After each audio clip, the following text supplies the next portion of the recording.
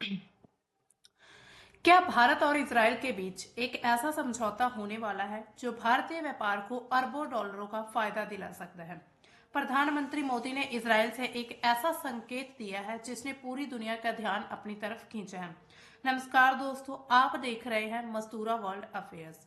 आज हम बात करेंगे भारत इजरायल मुक्त व्यापार समझौते के बारे में, प्रधानमंत्री नरेंद्र मोदी की ऐतिहासिक इजरायल यात्रा के बारे में और इस डील से भारत को क्या क्या फायदा हो सकता है, इस डील में क्या क्या बातें हुई, किस टॉपिक को लेकर दोनों देश के जो पीएम है उनके बीच बातचीत की गई, किस पर सहमति बनी है किस पर नहीं, आज की इस पूरी वीडियो में हम जानेंगे।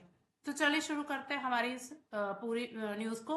अब देखिए, भारत और इजरायल ने रक्षा और प्रौद्योगिकी क्षेत्रों में संबंधों को मजबूत करने का एक संकल्प लिया। यानी कि अगर हम बात करें तो पीएम मोदी की यात्रा तो मेन फोकस ये किया गया था रक्षा और इसके साथ ही प्रौद्योगिकी क्षेत्र के बारे में।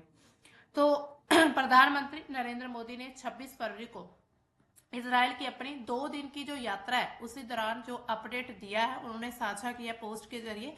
उन्होंने कहा है कि दोनों देश फ्री ट्रेड एग्रीमेंट को जल्दी ही साइन करने वाले हैं। यात्रा के दौरान रक्षा, इसके साथ एआई यानी कि आर्टिफिशियल इंटेलिजेंस, साइबर सिक्योरिटी, व्यापार और जितने भी क्षेत्र उसमें भी 12 से अधिक द्विपक्षीय समझौते कंप्लीट हुए हैं और एफटीए वार्ता को और ज्यादा आगे बढ़ाने की कोशिश की गई है। इसके अलावा मोदी और इजरायली प्रधानमंत्री बेंजामिन नेतन्याहू ने संयुक्त रूप से बयान दिया है, रक्षा प्रौद्योगिकी का संयुक्त विकास करेंगे। यानी कि दोनों कंट्रीज मिलकर अपनी सिक्योरिटी को, इंटरनल सिक्योरिटी को लेकर आपस में एक दूसरे को सहयोग देगी। इसके साथ उत्पादन और हस्तांतरण पर यानी कि एक दूसरे को जो टेक्नोलॉजी है ट्रांसफर की जाएगी, इस पर भी सहमति बनी। इसके साथ ही फ्री ट्रेड एग्रीमेंट को आगे बढ़ाने का एक संकल्प लिया गया। इसके अलावा यात्रा का जो एंडिंग है वो जेरूसलम में एक संयुक्त प्रेस कॉन्फ्रेंस के जरिए की गई है, जहां पर पीएम मोदी ने भारत की यूपीआई प्रणाली को इजराइल में लागू करने, वहां पर उसके साथ यूनाइट करने, इसके साथ ही सेमीकंडक्टर, एआई जैसे क्षेत्रों में सहयोग बढ़ाने की भी बात कही है। यानी कि अभी आपने देखा होगा कि भारत जो है वो यूपीआई पर बहुत ज्यादा फोकस कर रहा है। तो इसमें क्या है कि भारत जिस कंट्री में अभी हमारे जो पीएम मोदी यात्रा कर रहे हैं वहीं पर जाके इस प्रणाली का जो संचालन किया जा रहा है, तो इसराइल में भी इसको लागू करने की बात हुई। ये यात्रा दोनों देशों के बीच विशेष रणनीतिक संबंध को भी मजबूत कर सकती है। इसके साथ अगर हम देखें वार्ता की शुरुआत और इसकी पृष्ठभूमि क्या, यानी कि जो आपस में मीटिंग्स, जो भी बातचीत कब शुरू हुई, कैसे हुई, तो दोनों देशों ने नवंबर 2025 में टर्म्स ऑफ रेफरेंस पर साइन किए थे, जिसमें फ्री ट्रेड एग्रीमेंट के लिए एक औपचारिक ढांचा भी तैयार किया गया था। यानी कि एक तरह से फ्रेमवर्क पहले ही तैयार हो चुका था। ये जो फ्रेमवर्क था द्विपक्षीय व्यापार को मजबूत करने के लिए प्रमुख क्षेत्रों को बताता था। यानी कि कौन कौन से ऐसे सेक्टर रहेंगे जहां पर इजराइल और भारत के बीच संबंधों को और मजबूत किया जाएगा। इससे पहले 2021 में कुछ दौर की बातचीत हुई थी, लेकिन विभिन्न कारणों से वो जो बातचीत रुक गई थी और इसके साथ ही 2026 में फिर से इनको स्टार्ट किया गया। यानी कि मीटिंग्स हुई है। अब आपने देखा ही होगा, अभी जो पीएम मोदी 2 दिन की यात्रा के लिए इसराइल गए तो उसके इस यात्रा के जरिए भी बहुत सारे क्षेत्रों में बातचीत की जाएगी। इसके अलावा जो पहली दौर की वार्ता जो है अभी 23 से 26 फरवरी के बीच चली है, जो स्थान कौन सा था, नई दिल्ली, भारत से। इसके अलावा भारतीय पक्ष की अगुवाई किन्होंने की है, वाणिज्य उद्योग मंत्री जो हमारे पीयूष गोयल, कॉमर्स मिनिस्टर हैं, उन्होंने की। इजरायली प्रतिनिधि मंडल जो था उनके द्वारा इसमें भाग लिया गया था। ये जो भी बातचीत हुई काफी सक्सेसफुल मानी जा रही। दोनों पक्षों ने व्यापार की चर्चा की। इसके अलावा प्रमुख जितने भी चैप्टर्स रहे यानी कि अध्याय हैं उनकी प्रगति पर भी बातचीत हुई है। यहाँ पर आप इस पिक्चर के जरिए भी देख रहे हैं, दोनों ही यहाँ पर जो पीएम है काफी खुश नजर आ रहे हैं, पीएम मोदी जी और जो इसराइल के पीएम है बेंजामिन नेतन्याहू, तो उनके द्वारा यानी कि ये काफी ज्यादा एक तरह से सक्सेसफुल, एक तरह से भारत के लिए अच्छा इसको माना जा रहा है। इसमें जो प्रमुख क्या क्या बातें हुई, किन किन विषय पर, वस्तु का जो व्यापार है, आयात शुल्क में पर्याप्त कमी या फिर इसको समाप्ति करना, सर्विस का ट्रेड करना, इसके अलावा रूल्स ऑफ ओरिजिन, उत्पत्ति के नियम तय किए गए, स्वच्छता, पादप स्वास्थ्य उपाय थे, व्यापार में जो भी तकनीकी बाधाएं आ रही थी उनको लेकर बातचीत हुई, सीमा शुल्क प्रक्रियाएं यानी कि जो भी एक तरह से कस्टम ड्यूटीज लगती है जब एक बॉर्डर से दूसरा मतलब एक कंट्री से दूसरी कंट्री पर बॉर्डर क्रॉस करके जो भी सामान जाता है, जो भी उत्पादन जाता है, उस पर एक तरह से टैक्स लगता है या फिर उस पर ड्यूटी लगती है, तो उस पर बातचीत हुई।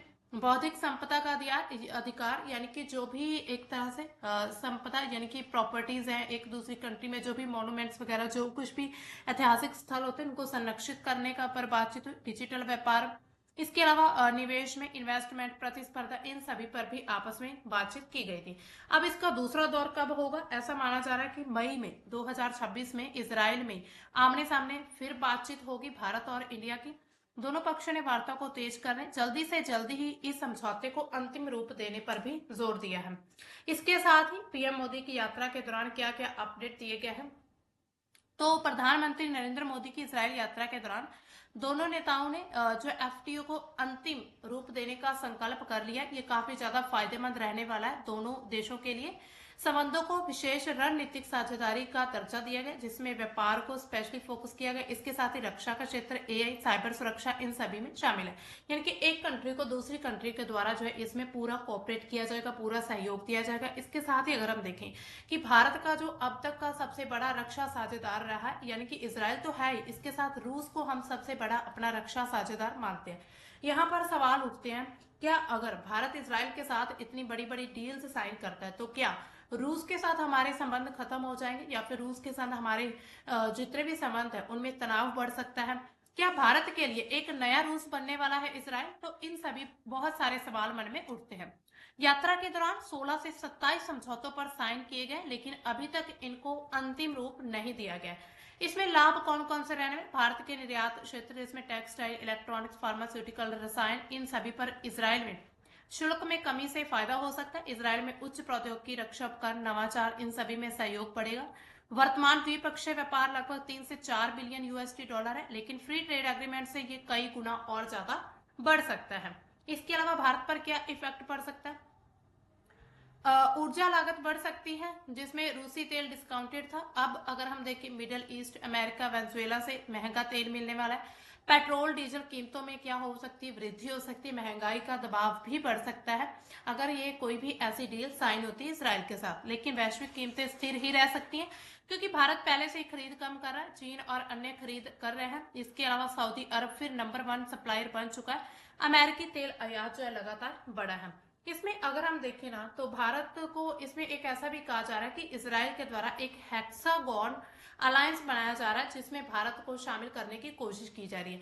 ये अलायंस क्या कहता है, यानी कि इसमें क्या कहा जा रहा है कि ये अलायंस जो है ये शिया और सुन्नी जो दो प्रकार के मुस्लिम संप्रदाय हैं उनके खिलाफ इनको यूज किया जाएगा। इसमें भारत को शामिल करने के लिए ही इजराइल ने भारत को न्योता भेजा है। अब इसमें भारत शामिल होता है या नहीं, अभी तक इस पर कोई भी अपडेट नहीं आई है, लेकिन ऐसा माना जा रहा है कि मुस्लिम कंट्रीज के खिलाफ एक अलायंस तैयार किया जाएगा। इसके अलावा और क्या क्या प्रभाव पड़ सकते हैं? रणनीतिक और रक्षा प्रभाव पड़ेगा। रक्षा सहयोग पर सीमित असर पड़ सकता है। भारत अभी तक तो रूस से हथियार तकनीक लेता है, जैसे कि SU-30 अपग्रेड, S-400, इसके अलावा पेनस्टीड संयुक्त विकास फ्रिगेट डिलीवरी करता है। इसके साथ ही रूस क्या कहता है कि संबंध ट्रस्ट और म्यूचुअल रिस्पेक्ट पर आधारित है, यानी कि रूस के द्वारा यही स्टेटमेंट आता है कि भारत के साथ हमारे जो संबंध है वो काफी ज्यादा ट्रस्टफुल है। इसके अलावा भारत पहले से ही फ्रांस, अमेरिका, इजराइल से डाइवर्सिफाई कर रहा है, यानी कि हम सिर्फ रूस पर डिपेंड ना रहकर बाकी सभी कंट्रीज में अपनी जो विकल्प है, अपनी मार्केट ढूंढ रहे हैं। तेल कमी से रक्षा डील्स प्रभावित नहीं होंगी, क्योंकि दोनों मैनेज्ड डिक्लाइन यानी कि धीमी गति की नीति अपनाए हुए हैं। इसके अलावा ब्रिक्स और बहुपक्षीय फोरम पर क्या प्रभाव पड़ेगा? भारत 2026 में ब्रिक्स की अध्यक्षता कर रहा है और चीन के साथ सहयोग लगातार हमारा जो है रूस और चीन के साथ सहयोग इस पर जारी रहेगा ब्रिक्स को लेकर, ठीक है। तो इसमें फिलहाल अगर हम डायरेक्टली देखें तो इन डील्स का या फिर इजराइल की जो यात्रा हुई है पीएम मोदी की, इनका डायरेक्टली असर रूस या फिर किसी कंट्री के संबंधों पर नहीं पड़ेगा। लेकिन अगर भारत उस हेक्सागोन अलायंस में शामिल होता है तो हमारे संबंध जो है मुस्लिम कंट्रीज के साथ बिगड़ते हुए नजर आ सकते हैं। अब देखिए इसमें अगर हम देखें, यह समझौता हमारे लिए सिर्फ एक व्यापार नहीं रहने वाला है, बल्कि भारत की वैश्विक आर्थिक ताकत बनने की एक रणनीति का भी हिस्सा हो सकता है। आज भारत अगर देखें इजराइल के साथ है, कल यूरोप, अमेरिका और खाड़ी देशों के साथ हो सकता है। भारत खुद को एक ग्लोबल ट्रेड हब बना रहा है, यानी कि किसी एक कंट्री को सपोर्ट ना करके बल्कि सभी कंट्रीज की तरफ भारत अपना रुख जो है न्यूट्रल ही अपनाता है। तो दोस्तों, भारत इजराइल की यात्रा ये सिर्फ एक समझौता नहीं बल्कि भारत के भविष्य की एक नींव भी मानी जा रही है। इसमें अगर हम भू राजनीतिक प्रभाव देखें तो अमेरिका के साथ संबंध हमारे मजबूत हो सकते हैं, क्योंकि अमेरिका और इजराइल की काफी गहरी रिश्तेदारी, गहरी साझेदारी हम मान सकते हैं। भारत ने कभी भी आधिकारिक रूप से पूर्ण बंद करने का या फिर रूस की तरफ से कोई भी अपना जो व्यापार है उसको खत्म करने की कोशिश नहीं की है। इसके अलावा रूस पर क्या असर पड़ेगा? रूस को भारत पर भरोसा है, लेकिन अगर कमी जारी रही तो राजस्व घाटा, यूक्रेन युद्ध में दबाव भी बढ़ सकता है। रूस अब चीन को ज्यादा बेच रहा है। इसके अलावा अगर हम देखें, भारत एक क्या है, स्वायत्त राष्ट्र है। भारत मल्टी अलाइनमेंट नीति अपनाएगा, रूस को पूरी तरह से नहीं छोड़ेगा। मतलब पूरी तरह से हम रूस के साथ व्यापार खत्म नहीं करेंगे, कहीं ना कहीं उनके साथ भी हमारे संबंध बने रहेंगे, क्योंकि रक्षा और ऊर्जा सुरक्षा के लिए काफी ज्यादा इंपॉर्टेंट है। यानी कि आज का जो समय अगर हम देखें, जो अभी ग्लोबल लीडर बनने का जो समय चल रहा है, यानी कि इसमें जो पूरे विश्व का लीडर कौन कंट्री बनेगी, इसमें क्या चल रहा है कि किसी एक कंट्री पर डिपेंड ना रहकर, इस समय पर कोई भी कंट्री किसी की सगी नहीं है। हमें किसी एक पर डिपेंड नहीं रहना चाहिए, हमें अलग अलग डाइवर्सिफाई करना चाहिए, ताकि हमारे पास और भी बहुत सारे विकल्प हों। इसके अलावा मिनिस्ट्री जो हमारी है एक्सटर्नल अफेयर्स क्या कहती है कि संबंध हमारे बढ़ रहे हैं रूस के साथ भी, इसराइल के साथ भी, रक्षा, व्यापार और सांस्कृतिक। लेकिन इसके साथ ही भारत के सामने बहुत सारी चुनौतियां भी आती रहती है, जैसे कि सबसे बड़ी चुनौती हमारे पास चीन और पाकिस्तान की, इनकी चुनौती। इसके साथ धीरे धीरे बांग्लादेश भी इन कंट्रीज के साथ ही मिलता हुआ नजर आ रहा है। चीन हमारे लिए सबसे बड़ी चुनौती, जो कि हमको हर तरफ से घेरे हुए है। तो इसके बारे में आपकी क्या राय है? यानी कि ये जो इसराइल के साथ हमारे संबंध इधर मतलब कि गहरे होते नजर आ रहे हैं, क्या रूस पर इनका इफेक्ट पड़ेगा? आप क्या अपनी राय रखते हैं इस बारे में? कमेंट सेक्शन में हमें जरूर बताइएगा। अगर आपको वीडियो अच्छी लगे, लाइक करें, कमेंट करें और हमारे चैनल को सब्सक्राइब करना ना भूलें। मिलते हैं किसी नई अपडेट के साथ, तब तक के लिए बाय। Thanks for watching.